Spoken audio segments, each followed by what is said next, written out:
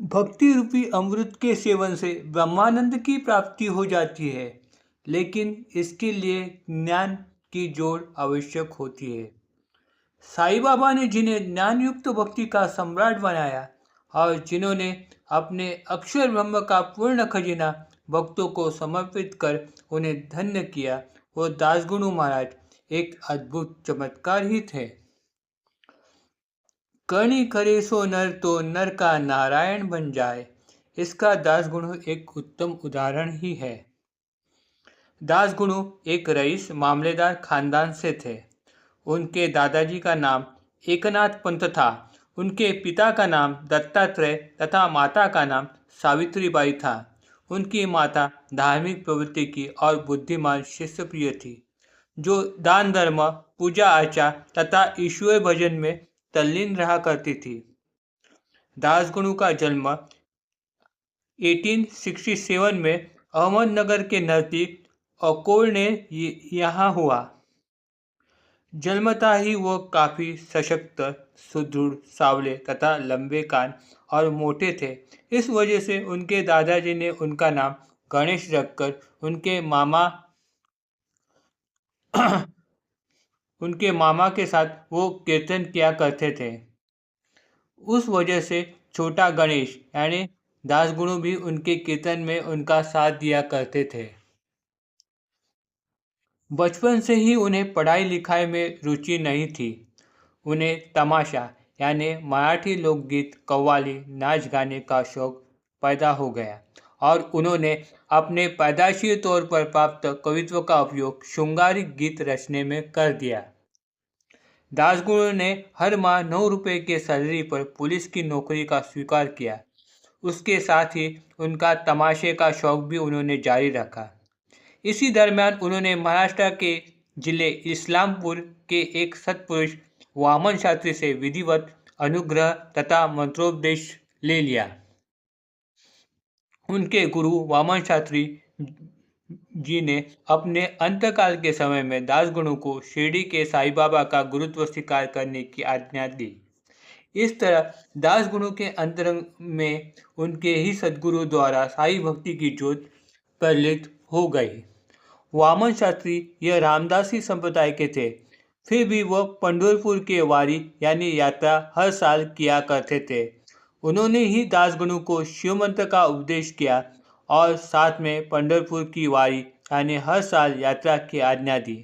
उन्होंने भी अपने जिंदगी के अंतिम सांस तक इस नियम का पालन किया। दासगुरु शृंगारिक काव्य लेखन किया करते थे। साथ में उनका सत्पुरुष तथा योगियों से मिलना जुलना तथा दर्शन के लिए जाना चालू ही रहता था। श्रीगोंदा जिला में वो काम कर रहे थे, तभी योगी शेख मोहम्मद तथा प्रहलाद महाराज के समाधि स्थल के दर्शन के लिए वो जाते रहते थे। तभी प्रहलाद महाराज के वंशज नारायण हरि के दर्शन तथा सत्संग का लाभ भी उन्होंने उठाया। श्रीगोंद से दासगुरु की बदली जामखेड़ इस महाराष्ट्र के जिले में हो गई। उस वक्त की यह घटना है। वहाँ हो रहे उत्सव तथा मेले में हरिदास यानी कीर्तनकार अनुपस्थित थे।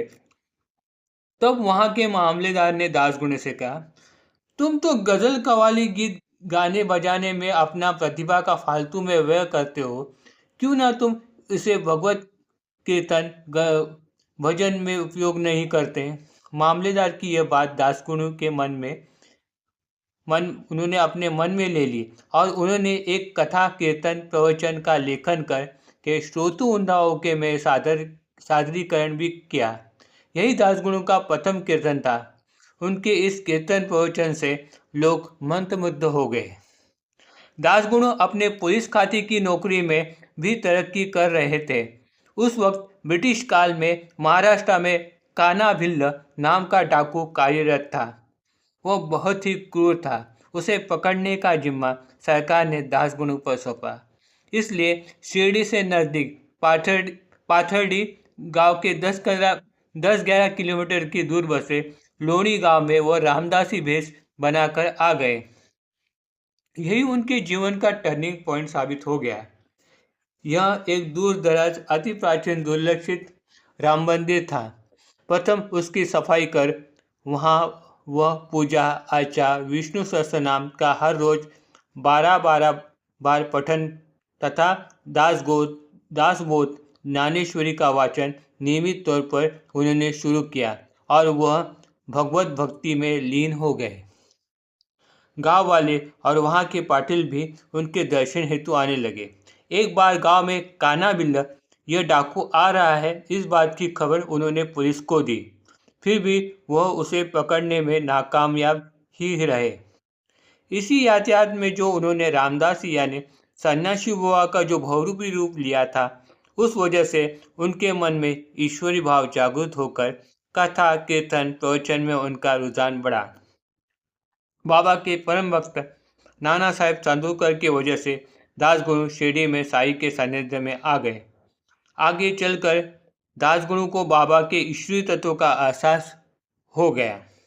एक बार साई ने दासगुरु के सामने चांदोरकर से कहा, यह गणु सब संतों को खाना खिलाएगा। वो गणु तेरा बहुत ही भला होने वाला है। फिर साई ने दासगुरु के पीछे नौकरी छोड़ने का तगादा लगाया। उन्होंने उसे कहा, हम क्या किसी के जूते साफ करने के लिए पैदा हुए हैं क्या? लेकिन इसी दरम्यान वो थानेदार की परीक्षा पास हो गए। दासगुरु ने यह खबर चांदोरकर द्वारा बाबा तक पहुंचाई। तब बाबा हंसते हुए बोले, अरे वो क्या थानेदार बनेगा। उसके बाद उन पर अनेक विपदा आई जिससे वो हैरान हो गए, लेकिन बाबा की कृपा से वो हर वक्त बच गए। फिर उन्होंने बाबा की बात मानकर नौकरी छोड़कर कथा कीर्तनकार बनने का फैसला ले लिया हुआ, जिससे वो दासगुरु महाराज करके लोगों में प्रसिद्ध हो गए। Om Sai Ram. Please like and subscribe my channel.